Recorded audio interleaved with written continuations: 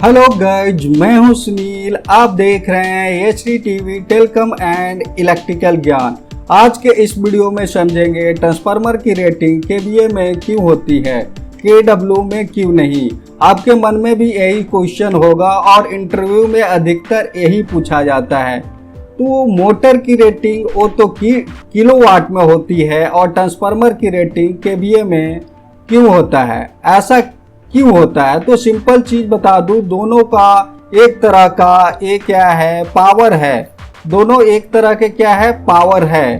Power I mean दोनों एक तरह का शक्ति है। इलेक्ट्रिकल के अंदर हम पावर को कैसे पता करते हैं कि कितना पावर इसमें है? तो दोस्तों, हम इसी चीज को पता करने के लिए मोटर के अंदर एंड ट्रांसफार्मर के अंदर कितना पावर है, और हमारे मन में एक कंफ्यूजन होता है कि जब दोनों की पावर है तो नेम प्लेट पे अलग अलग क्यों रहता है।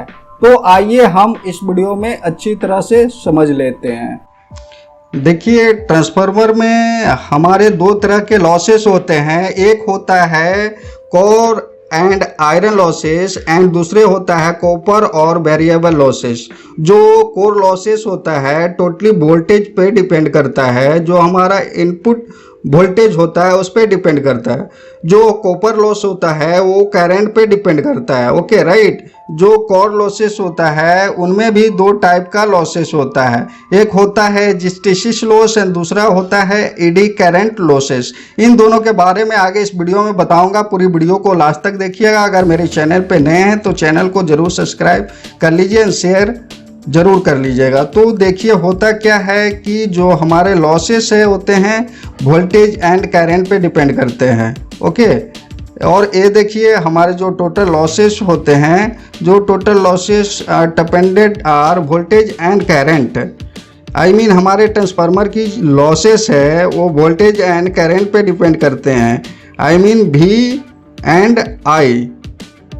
तो इसलिए ट्रांसफार्मर की रेटिंग हैं VA में रखते हैं, राइट। V and A। ये देखिए, आई मीन वोल्टेज की यूनिट जो होगी वोल्ट और करंट की यूनिट जो होगी एम्पियर। ओके, और देखिए मेन रीजन इसका ये है कि इसकी जो लॉसेस होती है वो हमारे वोल्टेज एंड करंट पे डिपेंड करता है। और दूसरा, हम इसकी रेटिंग किलोवाट में रखें तो होगा क्या। देखिए, जो हमारे पावर का फार्मूला होता है VI cos 5 होता है, ठीक है। जो हमारा पावर की फार्मूला हो गया हमारा VI cos 5 होता है। अगर हम मान लीजिए अगर ट्रांसफार्मर की जो लॉसेस है पावर फैक्टर पे डिपेंड करते हैं, तो अगर ट्रांसफार्मर की लॉसेस जो है अगर पावर फैक्टर पे डिपेंड करते हैं तो हम ट्रांसफार्मर की रेटिंग किलोवाट में रख सकते थे।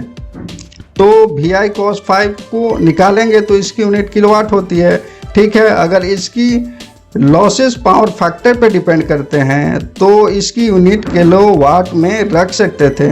बट ट्रांसफार्मर में जो लॉसेस होते हैं जो वोल्टेज एंड करंट पे डिपेंड करता है। दूसरी चीज़ ये है कि देखिए, जो हमारा AC सिस्टम है, जो हमारा AC करंट का जो सिस्टम है, देखिए हमारा पावर फैक्टर जो है सप्लाई AC देता है टोटली हमारा पावर फैक्टर पे डिपेंड करता है। AC में जो करंट होता है जो पावर फैक्टर पे डिपेंड करता है।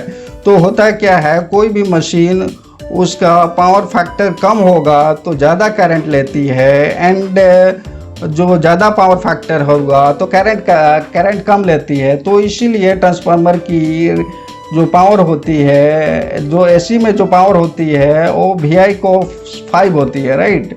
तो इसीलिए ट्रांसफार्मर की रेटिंग हम KVA में रखते हैं। KVA means kilo volt ampere और VA means volt ampere, right. Volt और एम्पियर जैसे आपको बताया था कि जो ट्रांसफार्मर की जो लॉसेस होती है वोल्टेज या करंट पे डिपेंड कर रही है। अगर पावर फैक्टर पे डिपेंड करता है तो इसको किलोवाट में रख सकते थे।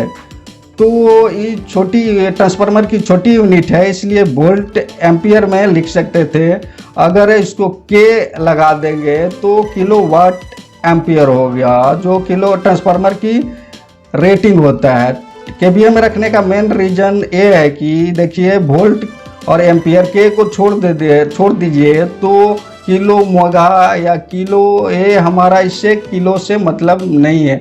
हमारा मतलब है VA से, वोल्ट एम्पियर से।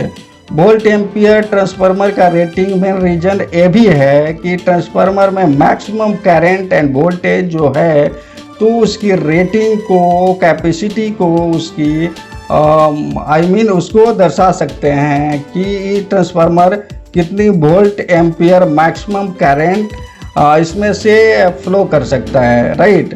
तो यही रीज़न है कि ट्रांसफार्मर की रेटिंग केवीए में रखते हैं। ओके गाइज, आई होप आप समझ गए होंगे। अगर आपको समझ में आया होगा तो मेरे चैनलवा को ज़रूर सब्सक्राइब कर लीजिए।